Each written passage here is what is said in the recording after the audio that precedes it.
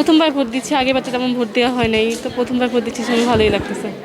হ্যাঁ, প্রস্তুতি ভালো ছিল। রাতে ঘুমাতে ঘুমাতে একেবারে 2টা বাজছে যে কাকে ভোট দিব, কীভাবে ভোট দিব, কালকে অনুভূতি কেমন হবে, এগুলো চিন্তা করতে করতে 2টা বেজে গেছে। অনেক আগে থেকে প্ল্যান করা। সো ক্যাম্পাসের ভোটার, আমি ক্যাম্পাসেই পড়াশোনা করি। ভালো, মানে অনেকদিন ফেসবুকে পোস্ট দেখলাম, দেখে মেন্টালি সেট দেখিয়ে দিব, দেখা যাক let's hope for the best. প্রথম ভোটে আগ্রহ হচ্ছে গিয়ে চাচ্ছি যেন আমার প্রথম ভোটে হচ্ছে গিয়ে সুষ্ঠু একটা নির্বাচন হয়, যেন প্রত্যেকটা আসনে হচ্ছে গিয়ে যারা যোগ্য প্রার্থী তারা নির্বাচিত হয় এবং ভালো একটা উন্নয়নশীল বাংলাদেশের আশাবাদী এটাই। প্রস্তুতি কালকে পর্যন্ত ভাবছিলাম দিব কি দিব না, কিন্তু এখন ভাবলাম যে এই সুযোগ আর কবে আসবে বলা যায় না, তো এই জন্য দিতে আসলাম।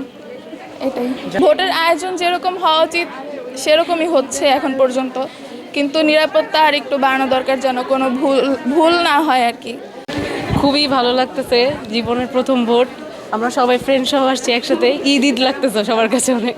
কালকে থেকেই তো দেখতেছি অনেক উল্টাপাল্টা নিউজ হচ্ছে, যেগুলো আসলে আমরাও বুঝি কোনটা ফেসবুকে, মানে কোনটা সত্যি কোনটা মিথ্যা। এখন 24শে জুলাইয়ের পর থেকে তো সব কিছু পরিষ্কার একদম, কে কোনটা কি মিন করে না করে সব কিছু এখন বোঝা যায়। খুব আগ্রহ আরও, মানে উৎসাহিত লাগতেছে যে না আসবো, আমার জীবনের প্রথম ভোট দিতে সবাই মিলে আসবো, সেটাই সবচেয়ে বেশি আগ্রহ। বলছিলাম কে কোনটা ভোট দিব, কে জিতবে, আপনারা আসলে কি বলবো, সেটা নিয়ে আলোচনা করতেছিলাম।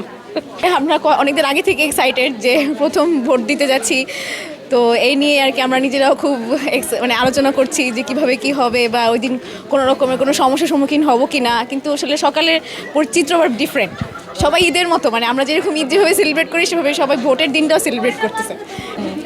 এটাও একটা নতুন এক্সপিরিয়েন্স আসলে। এটা আগে আমাদের আগের জেনারেশনে হয়তো এই ধরনের অভিজ্ঞতা হয়নি তাদের, তো বলবো ওভারঅল ভালো আসলে। এটা আসলে আমরা সবাই এই নিয়ে আশাবাদী, হোপফুলি আমরা এটা একটা ভালো রেজাল্ট পাবো।